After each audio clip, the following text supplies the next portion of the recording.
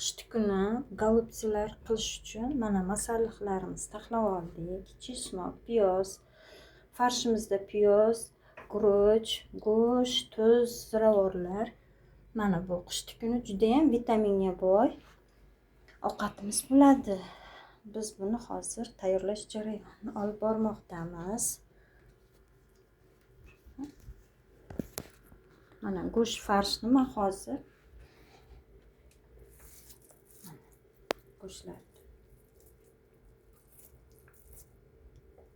Qishki kuni teplitsadan yangi uzilgan bolgarskidan mana hozir golubts taxlayapman. Qishki kuni rosa gripp bo'lganda ham yaxshi ketadi, ishtaha bilan odam yedi.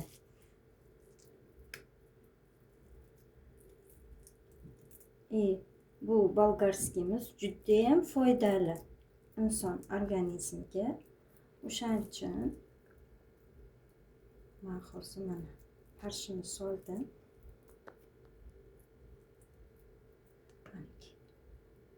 Svejiy. Yangi uzilganmi? Juda ham chiroyli bo'lib turibdi. Korzinkalarimiz O'zbekistonda yaxshi ishlab turibdi.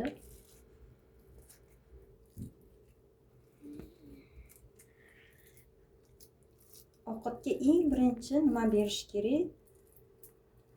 Qilayotgan ovqatingizga mehr berib qilish kerak. O'shanda ovqat juda ham mazali chiqadi. Farshlarimiz.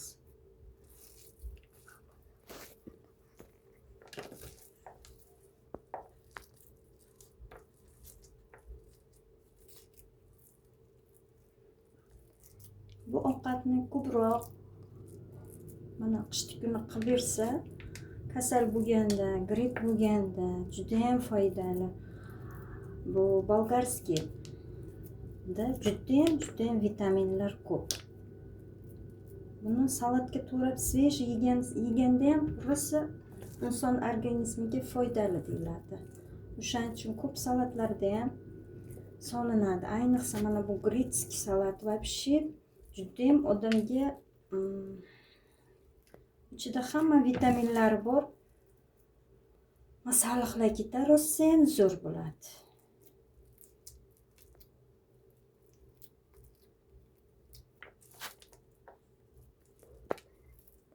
Mana hozir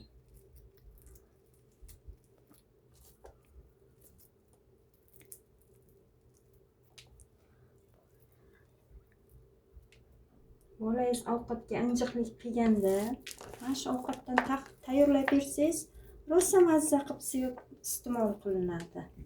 Mazza qilib yeydi. Yoniga buni men salatlari bilan hozir ko'rsataman sizlarga.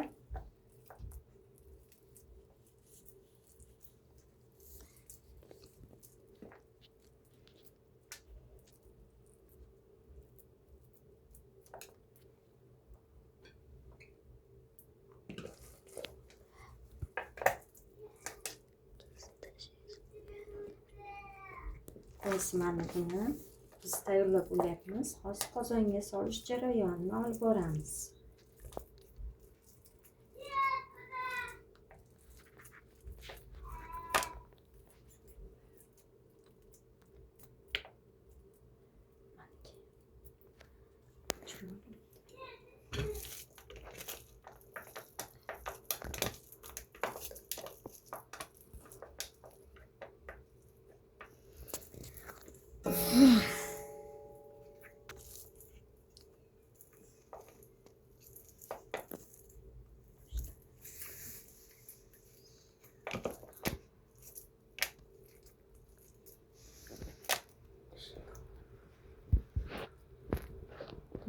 Solib bo'ldik. Farshimiz ortib qoldi. Bu farshni ham hozir ovqatga solamiz. Tumoq qilib. Buni bolajonlarimiz yaxshi ko'rib yeyishadi. Shunday qilib chiroyli qilib solsak ham zo'r bo'ladi ovqatimiz. Ham bundan yedik, kotlet qilib go'shidan.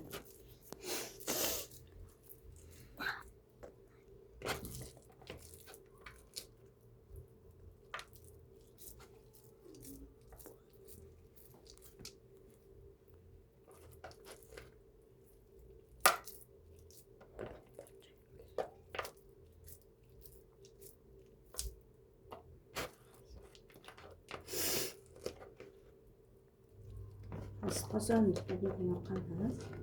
Qozonni qizdirib, yog' solamiz.